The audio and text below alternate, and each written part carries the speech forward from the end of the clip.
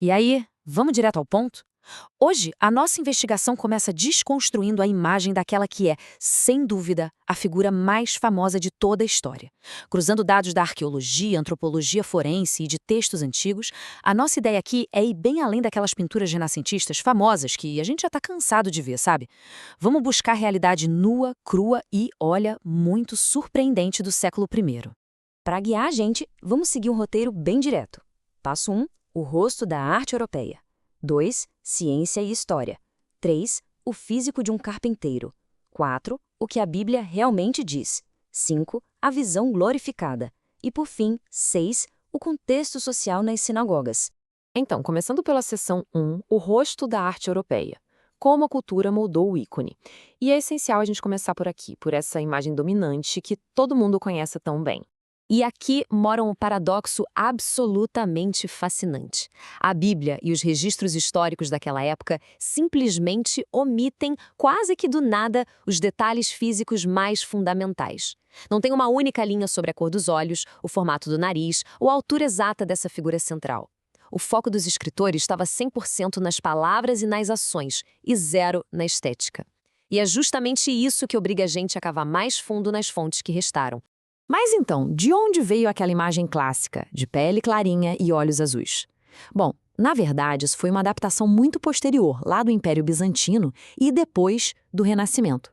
Pensa nisso como uma espécie de marketing da antiguidade. Os artistas da época começaram a retratar as figuras divinas com a cara da cultura local. Por quê? Para facilitar a identificação dos fiéis com o sagrado, e não para servir como um retrato falado estritamente documental. O que nos leva à seção 2. Ciência e história. A antropologia forense entra em cena. E é exatamente aqui que aquele retrato clássico começa a desmoronar. Foi só no ano de 2001 que a ciência moderna deu um salto e ofereceu uma perspectiva totalmente nova. Um perito chamado Richard Nave usou crânios de judeus do século I para criar uma representação facial forense. O resultado?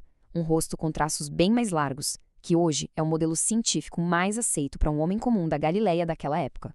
Sendo ele um judeu da Galileia, os traços seriam inegavelmente semíticos. Estamos falando de pele parda ou bem mais escura, fortemente castigada pelo sol do Oriente Médio devido ao trabalho constante ao ar livre, olhos escuros e cabelos curtos e encaracolados.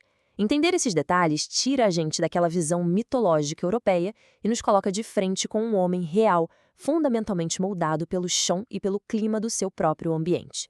Seguindo em frente, seção 3, o físico de um carpinteiro. Qual era a realidade de um tecton no século I? As evidências pintam um quadro muito forte sobre a estrutura necessária para sobreviver naquela época. Olha que dado interessante. A análise de milhares de esqueletos antigos mostra que a altura média dos homens judeus no século I ficava ali entre 1,55 m e 1,60 m. É uma estatura bem modesta, né? Uma diferença muito gritante daquelas grandiosas expectativas modernas ou das estátuas clássicas imponentes que a gente está acostumado a ver. E longe, mas muito longe de ser aquela figura frágil e delicada de vitral, a realidade do dia a dia exigia um porte incrivelmente robusto. O termo grego usado originalmente, tecton, na prática, envolvia o trabalho pesado de um pedreiro ou construtor. Imagina carregar pedra bruta e madeira o dia inteiro. O resultado lógico seria um corpo forte, resistente, com mãos duras e calejadas. E vestindo esse corpo, as roupas típicas de um judeu praticante, com aqueles tradicionais mantos de franjas que eles chamavam de tzitzits. Mas e os famosos cabelos compridos, lisos e esvoaçantes ao vento? A própria literatura do período corta esse barato rapidinho. Textos antigos, como essa citação clássica, diziam claramente que era uma desonra para um homem ter cabelo comprido. Isso indica com bastante firmeza que a regra moral e estética comum entre os homens judeus era manter os fios bem curtos. Agora, vamos para a seção 4. O que a Bíblia realmente diz? Ou melhor, o silêncio estrondoso dos textos. O fato de não haver descrições estéticas terrenas é revelador por si só. Textos proféticos como este dão ênfase a uma profunda humildade física. Fica muito claro que não havia nenhuma beleza excepcional, realeza ou esplendor natural que o destacasse de qualquer outra pessoa na multidão. E o motivo disso importar tanto é muito simples. A autoridade e o fascínio que ele exercia vinham 100% da mensagem e da atitude, e não de uma nobreza visual ou carisma estético. E a evidência no dia a dia é fascinante. Vamos pegar o famoso episódio no Jardim do Getsemane. Se ele tivesse alguma diferença física brutal, tipo uma altura absurda, uma pele muito mais clara que a dos discípulos, os soldados simplesmente não precisariam de um sinal tão específico quanto um beijo para identificá-lo no escuro. Faz sentido, né? Ele de fato se camuflava perfeitamente entre os trabalhadores locais.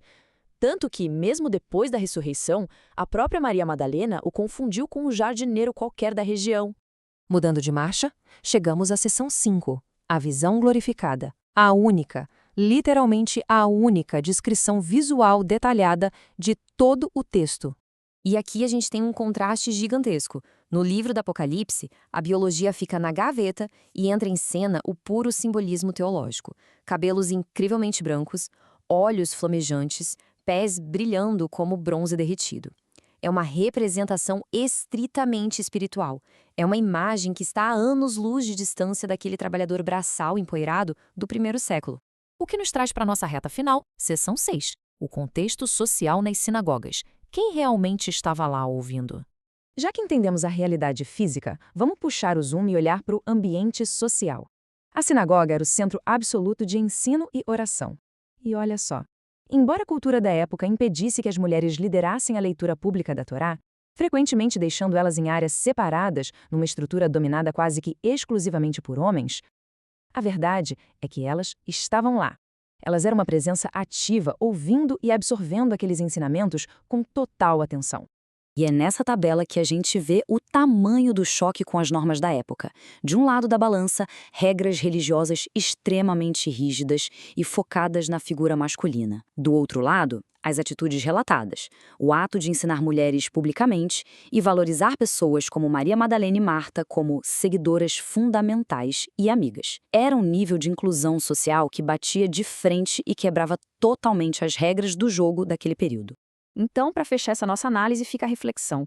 Ao descascar as camadas de tinta da arte medieval e olhar para a antropologia pura, para os textos reais e para o contexto social, toda a nossa perspectiva muda. A gente descobre a figura de um trabalhador robusto, com a cara do seu povo, mas que subverteu radicalmente a ordem de tudo ao seu redor. A pergunta que não quer calar é essa. Se séculos de tradição e arte conseguiram mascarar tanto a simples aparência física desse homem, o que mais será que a história real ainda esconde da gente logo ali, escondido debaixo da superfície?